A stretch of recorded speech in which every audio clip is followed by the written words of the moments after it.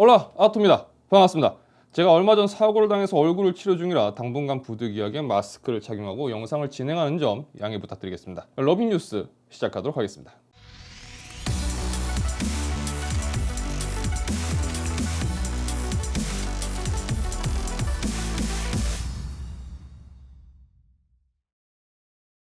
올해 말 출시할 것으로 예상되는 인텔의 12세대 엘더레이크는 인텔의 10나노 공정이 적용될 예정입니다. 그리고 엘더레이크 이후 인텔은 7나노 공정으로 넘어갈 예정인 것 같습니다. 그동안 인텔의 로드맵에 관련해서 많은 추측이 있었는데 인텔은 엘더레이크 후속으로 메테오 레이크를 출시하려고 준비하는 것 같습니다. 그동안 인텔의 로드맵 관련해서는 다양한 추측과 카더라가 있었습니다. 12세대 엘더레이크 이후 동일한 10나노 공정으로 13세대 랩터 레이크가 있을 것이라는 카더라도 있었는데요. 지난 3월 인텔이 공식 트윗 계정을 통해 메테오 레이크를 위한 7나노 공정의 컴퓨팅 타일 테이핑을 올해 2분기 중 진행할 것이라고 밝힙니다. 그리고 25일 인텔 클라이언트 컴퓨팅 그룹의 부사장인 그레고리 브라이언트는 트윗을 통해 메테오 레이크가 테이핑인 했음을 밝혔습니다. 자, 그러니까 3월에 밝혔던 것처럼 2분기 중 테이프인을 하겠다라는 계획을 얼마 전 달성한 건데요.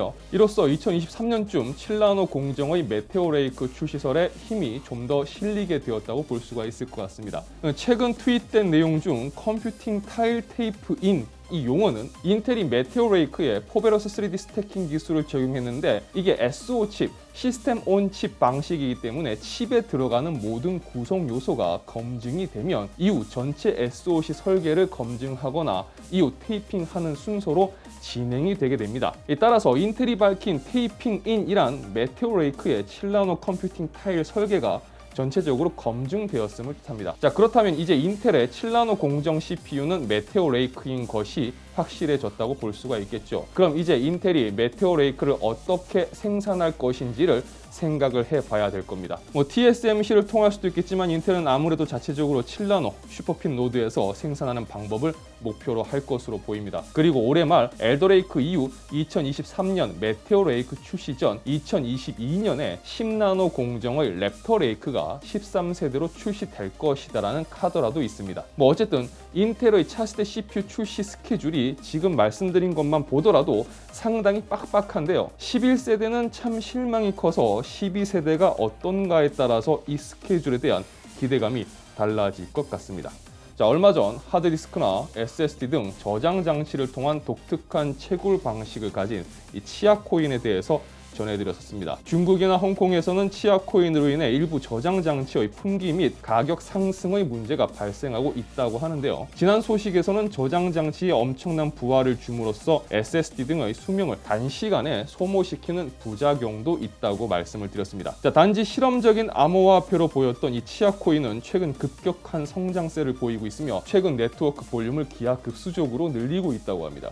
치아코인은 비트코인 대비 친환경적인 암호화폐의 대안임을 계속 강조해오고 있었습니다. 치아코인은 최근 6,100만 달러의 투자금을 유치하며 가치가 2배 이상 상승했다고 하는데요. 자, 그런데 치아코인에 대해서 나오는 소식을 차근히 정리해보면 비트코인 채굴 대비 훨씬 작은 에너지를 사용하고 그로 인해서 친환경 채굴의 대안으로 이야기가 되고 있습니다. 자, 그럼에도 불구하고 저장 장치의 수명을 쥐어짜는 단점과 그로 인해서 늘어나는 스토리지 관련 폐기물의 증가, 그리고 이로 인해 저장 장치의 가격 상승이 가져오는 부작용을 떠올려 본다면 과연 이게 치아 코인에서 계속 주장하고 있는 친환경 코인의 모토와 얼마나 부합되는지 고개를 갸웃거리게 되네요.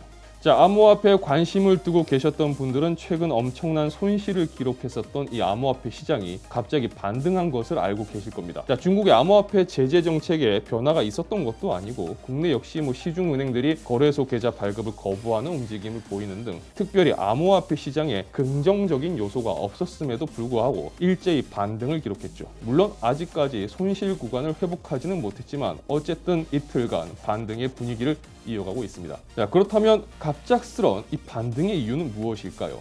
혹시나 예상하셨을지는 모르겠지만 맞습니다. 바로 그가 입을 털었기 때문이죠. 일론 머스크는 12일 화석 연료 사용량이 급증하고 환경에 나쁜 영향을 미치기 때문에 비트코인을 더 이상 받지 않겠다라고 언급하며 이 암호화폐 시장을 나락으로 밀어넣는데요. 25일에는 갑자기 태세를 전환해 북미 채굴업자들과 대화를 나눴고 재생에너지를 사용할 계획을 사용하기로 했다. 그렇기 때문에 이는 잠재적으로 유망하다고 생각한다라며 트윗을 남깁니다. 자, 그 후 비트코인의 반등을 시작으로 전체 암호화폐 시장의 반등이 시작됐는데요. 하지만 이를 통해 암호화폐 시장의 반등에 대해 긍정적인 평가보다는 부정적인 평가가 사실 더 많이 나오고 있는 상황입니다. 특히 블룸버그는 이를 두고 마법의 일론 머니머신이라는 표현까지 사용하며 비난하고 있는데요. 누가 뭐래도 현재 비트코인의 가격은 일론 머스크의 말 한마디로 결정되고 있다는 부분, 참 재미있는 현상이라는 거죠. 자, 그렇다면 대체 비트코인 채굴에 어느 정도의 에너지가 사용되기에 최근에 이 에너지 문제가 대두되었을까요? 캠브리지 대학의 연구에 따르면 비트코인은 노르웨이와 아르헨티나와 같은 국가의 에너지 소비량과 동등한 수준인 연간 121.36TWh를 소비한다고 합니다. 그러니까 한 국가의 연간 전기 소모량을 채굴에 사용하고 있다는 겁니다. 자, 이더리움도 최근 POW 방식에서 발생하는 이 에너지 문제를 해결하기 위해 POS, 포스 방식으로 변경을 하려고 준비하고 있죠. 하지만 비트코인의 근본적인 체질 변경 없이 단순하게 채굴자들과의 협의를 통해 에너지 소비를 친환경적으로 바꾸겠다. 과연 얼마나 현실적일까요? 뭐 일론 머스크야 지구 환경이 아주 더 나빠지기 전에 뭐 그 양반이야 화성 가면 되니까 상관없을지도 모르겠네요. 자, 이번 주는 IT 섹션 쪽에 그렇게 새로운 소식이 많지가 않습니다. 짧은 소식이었지만 영상이 유익하시다면 좋아요와 구독 그리고 알람 설정 해주신다면 진심으로 감사하겠습니다.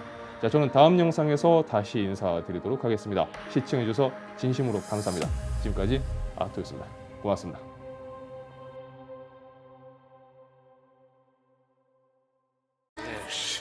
Yes! Yes! Come to